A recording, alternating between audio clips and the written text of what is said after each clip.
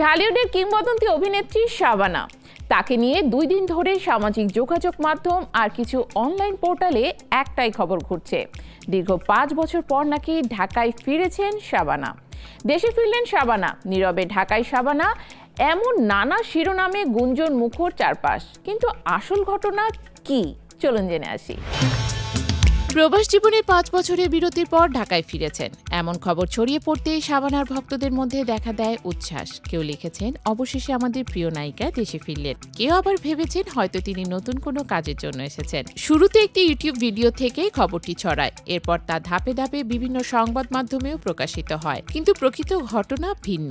গুজবের ঝড় থামাতে মুখ খোলেন শাবানা ও তার স্বামী প্রযোজক ওয়াহিদ সাদিক।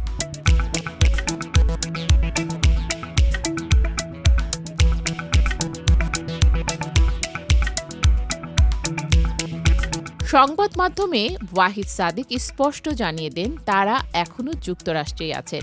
3 সপ্তাহ আগে তার হার্ট অ্যাটাক হয়। হাসপাতালে গেলে ধরা পড়ে 2টি ব্লক। পরে অপারেশনের মাধ্যমে বসানো হয় 2টি স্ট্যান্ট। চিকিৎসক তাকে মাসখানেকের জন্য কঠোর বিশ্রামে থাকতে বলেছেন। তিনি বলেন, এই সময় তো দেশে যাওয়ার কোনো প্রশ্নই আসে না, আর আমরা দেশে গেলে সেটা লুকিয়ে রাখা সম্ভব নয়। অনেক মানুষই জানবে। তিনি আরও জানান, আসলে নির্দিষ্ট সময় পর পর তারা দেশে আসেন, কাজকর্ম সারেন, আবার ফিরে যান। মাস 2 আগে তারা ঢাকায় যাওয়ার পরিকল্পনা ছিল, কিন্তু জরুরি কিছু কারণে তা হয়নি। অসুস্থতার কারণে আপাতত যাওয়াই সম্ভব হচ্ছে না।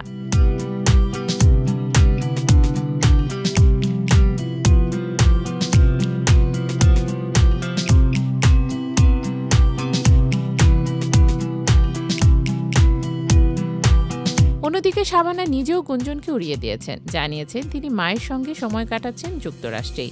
বয়স্ক মা এখন তার সঙ্গেই আছেন। শাবানা বলেন, আমিও শুনলাম আমি নাকি ঢাকায় চলে এসেছি, কারো সঙ্গে দেখা করছি না।